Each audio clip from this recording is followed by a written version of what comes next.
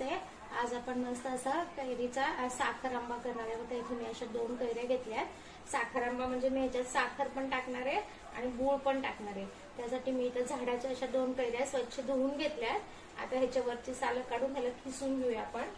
यासाठी मी असं 1 वाटी गूळ घेतला, 1 वाटी भरून. असं काळा गूळ पण आहे आणि पिवळा पण होतो माझ्याकडे. दोन्ही मिक्स घेतला असं गूळ. आणि 1 वाटी भरून अशी साखर घेतली आहे. आणि आपल्याला लागणार आहे तूप. आणि मी 4-5 लवंग आणि 4-5 मिरे घेतल्यात. आता पहिले साल काढून घेऊया आपण ह्याचे. आणि कैऱ्या छान अशी किसून घेते. मस्त ह्याने असे साल काढून घ्यायचे.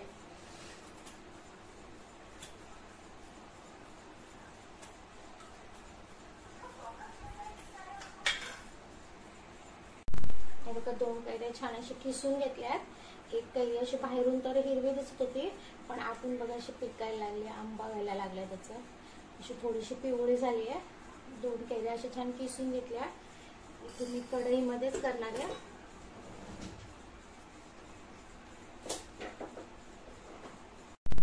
कढई गॅसवर अशी तापत ठेवली आहे.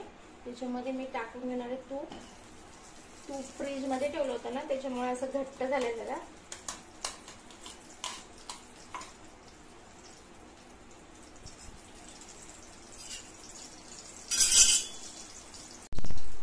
तुपामध्ये मी इथं 4-5 लवंग आणि मिरे टाकून घेते.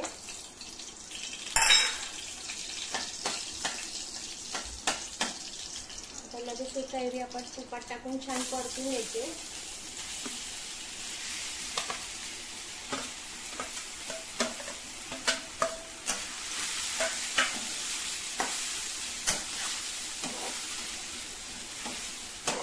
आता जवळजवळ 2 वाटी भरून झाल्यात ह्या कैऱ्या.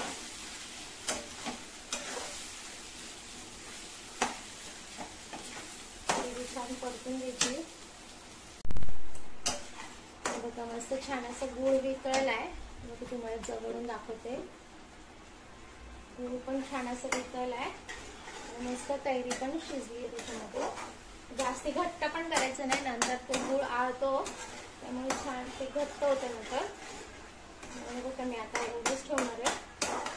थोडंसं अजून हे करून घेणार आहे.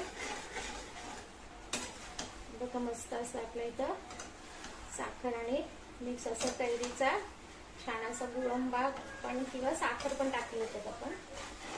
बघा छान तयार आहे. इथं जास्ती घट्ट नाही करणार आहे, एवढं असं पातळच ठेवणार आहे. ते नंतर आळतं छान घट्ट होतं नंतर.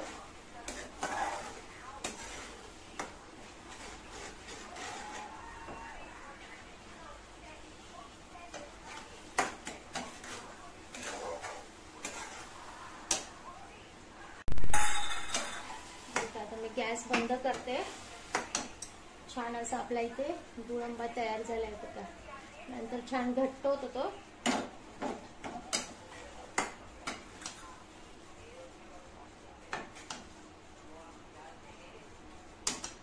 बघा व्हिडिओ आवडला असेल तर लाईक करा, शेअर करा, सबस्क्राईब करा. थँक्यू.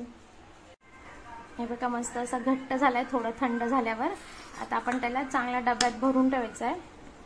कशी छान मस्त घट्ट झालाय. आता व्हिडिओ आवडला असेल तर लाईक करा, शेअर करा, सबस्क्राईब करा. थँक्यू.